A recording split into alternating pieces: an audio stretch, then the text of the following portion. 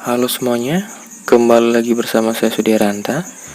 Di video kali ini kita akan bahas mengenai simulasi dan komunikasi digital. Adapun materi yang akan kita bahas adalah logika dan algoritma, sistem operasi, dan petaminda. Tapi untuk di video kali ini kita akan masuk ke materi yaitu konsep dasar logika dan algoritma. Jadi ini materi pertama yang harus kita bahas. Nah, untuk konsep dasar logika dan algoritma ini merupakan materi dasar yang harus dipahami apabila kita belajar mengenai dunia digital, baik komputer, baik hardware, software, ataupun yang lainnya. Jadi kita wajib mengetahui konsep dasar ini. Apa itu logika? Mungkin semua orang sudah pernah mendengar kata logika dan pernah mendengarkan ataupun pernah mengucapkan. Sebenarnya apa itu logika? Jadi, logika itu berasal dari bahasa Yunani, yaitu dari kata logos dan yang artinya adalah ilmu.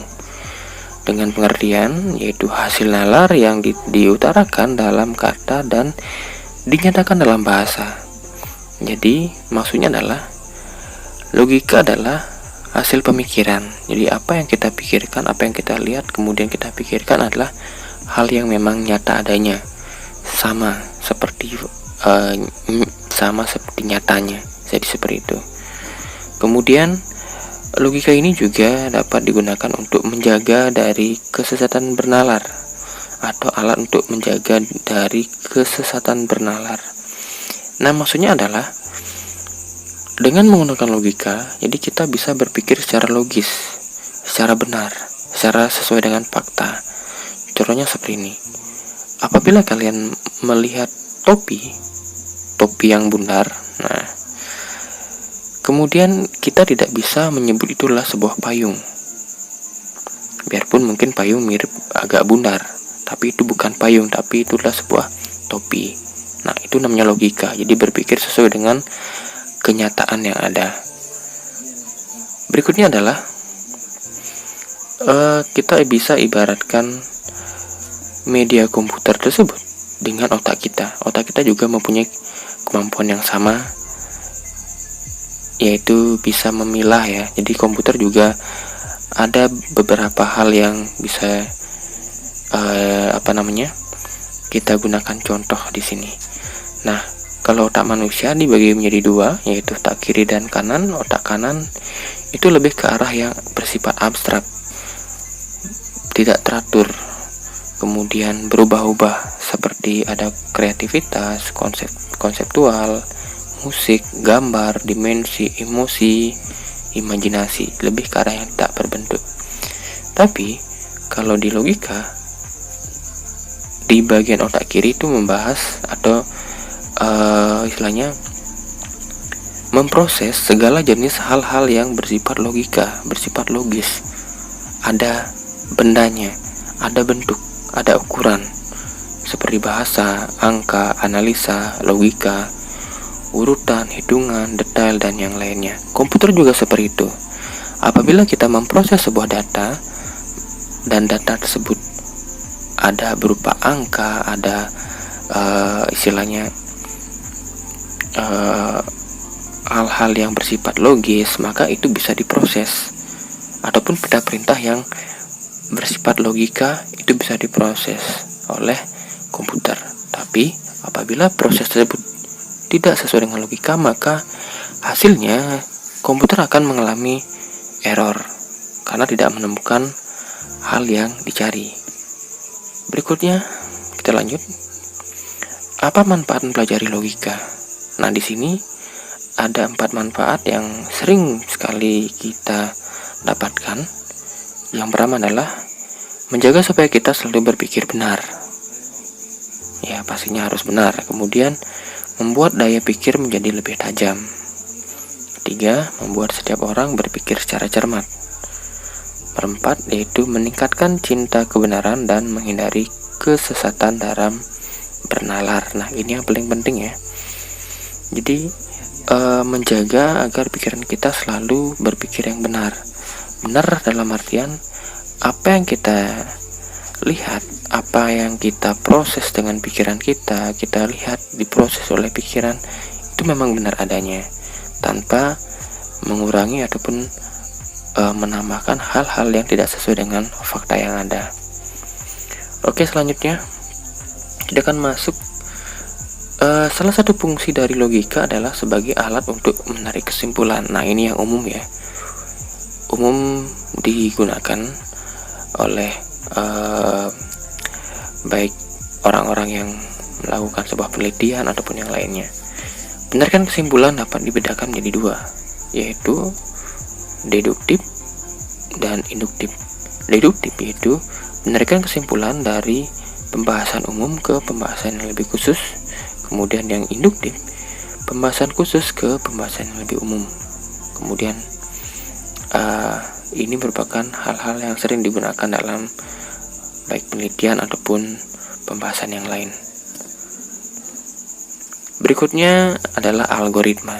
Nah, algoritma ini sendiri merupakan serangkaian langkah-langkah yang disusun menjadi urutan yang logis dan sistematis untuk mencapai suatu tujuan atau untuk memecahkan sebuah permasalahan. Nah, algoritma ini sebenarnya dia berupa urutan yang bersifat logis, jadi atau langkah-langkah yang bersifat logis dan sistematis. Logis artinya sudah tadi kita jelaskan, logis sesuai dengan kenyataan. Kemudian sistematis artinya diurutkan atau diurutkan sesuai dengan proses yang sebenarnya untuk memecahkan suatu tujuan ataupun untuk memecahkan sebuah permasalahan ataupun mencari sebuah tujuan tertentu.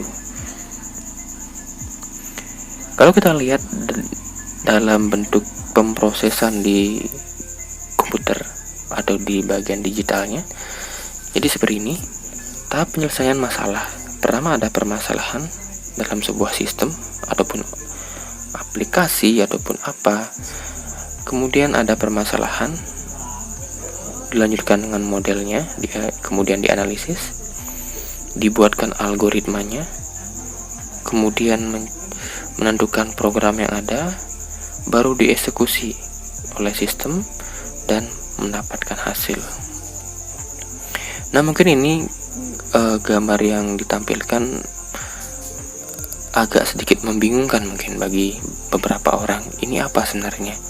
Nah, sekarang Pak akan berikan contoh yang lebih simpel lagi. Jadi contoh yang erat kaitan dengan kehidupan sehari-hari.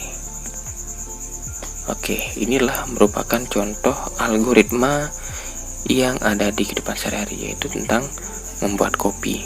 Mungkin semua orang sudah pernah membuat kopi, meminum kopi ataupun membuat kopi sendiri. Tadi sudah kita jelaskan bahwa algoritma merupakan urutan yang logis dan sistematis. Logis artinya sesuai dengan fakta, sesuai dengan kenyataan. Kemudian sistematis artinya diurut sesuai dengan kenyataannya juga. Yang pertama yaitu ada mulai. Jadi apabila kita membuat sebuah kopi, kita pastikan memulai dulu. Kemudian membuka kemasan kopi. Berikutnya adalah tuang kopi ke dalam gelas. Kemudian panaskan air hingga mendidih. Berikutnya tuangkan air ke dalam gelas, aduk hingga rata dan selesai. Kopi sudah jadi. Jadi urutannya seperti itu. Jadi urutan logisnya harus sesuai dengan fakta yang ada. Itu namanya algoritma. Oke, mungkin sudah mulai paham. Berikutnya kita akan masuk ke contoh berikutnya, yaitu membuat mie. Ini juga mungkin sering sekali kalian lakukan di rumah, membuat mie.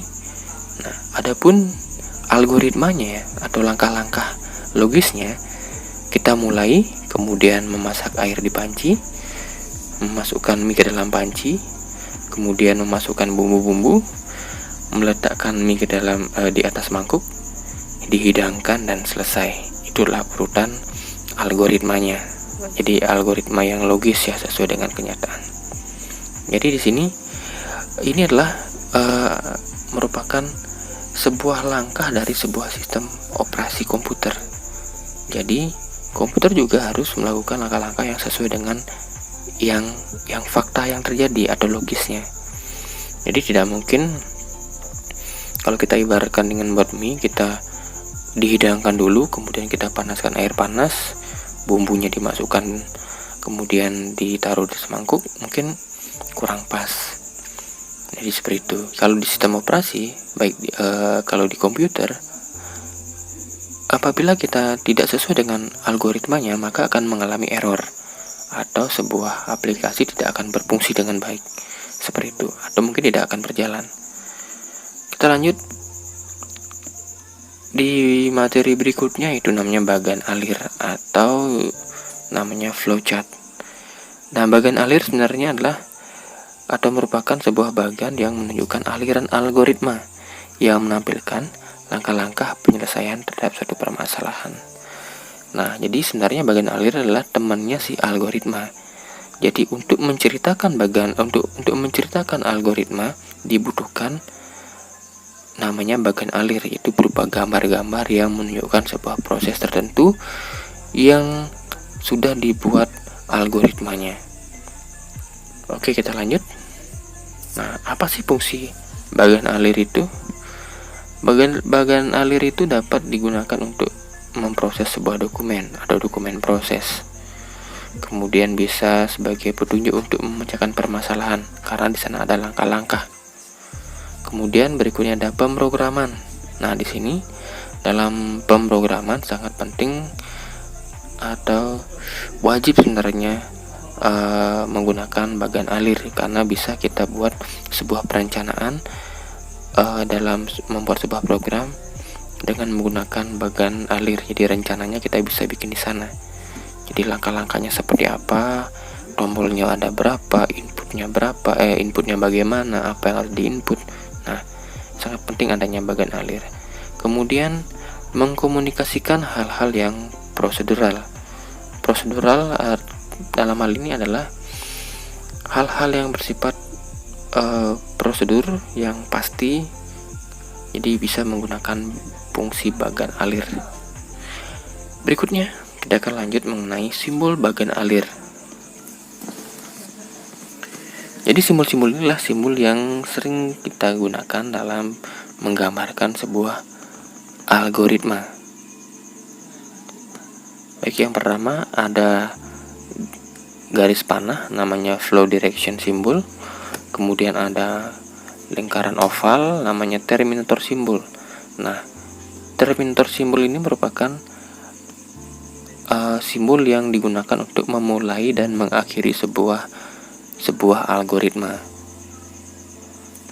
Nah, seperti contoh yang tadi, coba kita kembali sebentar.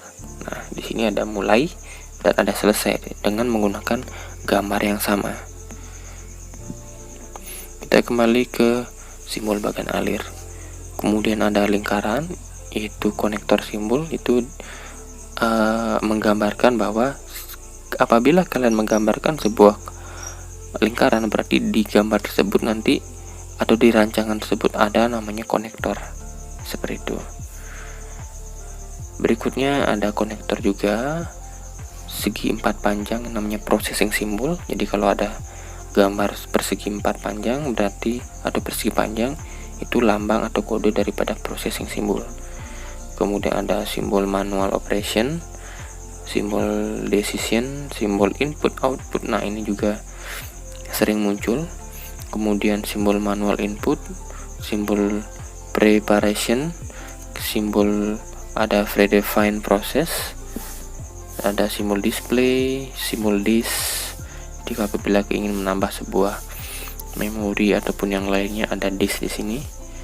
Kemudian simbol magnetic tape unit, ada simbol card di sini. Jadi apabila kalian ini simbol yang inilah simbol yang sering kali kalian lihat apabila kalian mengganti sebuah kartu pada smartphone. Pada saat dibuka ada simbol yang mirip seperti itu, berarti itu tempat untuk menaruh kartu. Dan terakhir ada simbol dokumen. Untuk contohnya bisa kita lihat di contoh berikut. Di sini adalah sebuah algoritma dalam hal mengecek lampu atau memastikan lampunya menyala atau tidak. Nah, coba kita perhatikan. Gambar yang pertama adalah selalu diawali oleh namanya terminator simbol, yaitu lingkaran oval ya. Kemudian ada garis panah ke gambar yang berbentuk belah ketupat. Kita lihat dulu, belah ketupat itu mempunyai fungsi apa. Simbol decision, yaitu simbol memilih proses berdasarkan kondisi yang ada. Jadi simbol proses. Nah, bisa diperhatikan lampu tidak berfungsi. Anggap ini sebuah tombol. Kalau kalian pencet, kalian tekan, kemudian akan ada dua pilihan, iya dan tidak. Isinya apa? Lampu tidak berfungsi, apakah dia lampu terpasang atau tidak? Kalau tidak, tinggal klik pasang lampu dan selesai. Kalau iya, berarti bola lampu mungkin terbakar. Nah, apabila ada bola lampu dan tidak menyala, maka ada dua pilihan juga, iya dan tidak. Iya, ganti bola lampu, tidak, yaitu perbaiki bola lampu.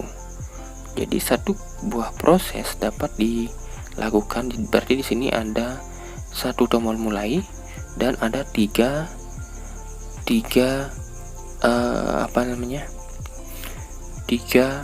bagian yang mengakhiri. Jadi yang pertama adalah apabila lampu tidak berfungsi, berarti pasang lampu, kemudian bisa ganti bola lampu dan bisa perbaiki bola lampu. Ini contoh daripada bagian alir yang menggunakan simbol-simbol. Berikutnya adalah contoh bagian alir pada menu website. Kalau tadi pada bola lampu, sekarang pada menu website. Ini yang mendekati daripada proses yang agak lebih rumit. Pertama kita mulai dengan namanya simbol terminator, yaitu tombol mulai, kemudian ada jajar genjang dengan nama tampilan utama web. Apa fungsi atau logo atau gambar jajar genjang itu? Coba kita lihat simbolnya. Jajar genjang itu mempunyai simbol input output, simbol yang menyatakan proses input dan output tanpa tergantung dengan jenis peralatannya. Jadi inputnya bebas. Perhati di sini tampilan utama. Apabila kalian menekan sebuah tombol menu sebuah aplikasi, ditekan kemudian menampilkan tombol utama web, jadi kan dia menginput web.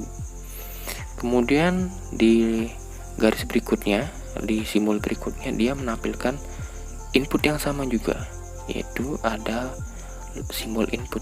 Nah, di sini yang diinput adalah login, masukkan username dan password. Berarti yang diinput adalah username dan password.